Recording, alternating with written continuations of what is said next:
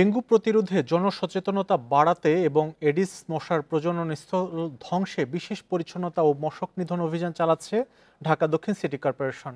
সকাল থেকে অঞ্চল ৭-এর ৭১ ও ৭২ নং ওয়ার্ডে চলছে এই কার্যক্রম। অভিযানে প্রায় ৬ শতাধিক পরিচ্ছন্নতা কর্মী ও মশক নিধন কর্মী অংশ নিয়েছেন। তাদের সহায়তা করছে স্বেচ্ছাসেবী সংগঠন বিডি ক্লিনের সদস্যরা।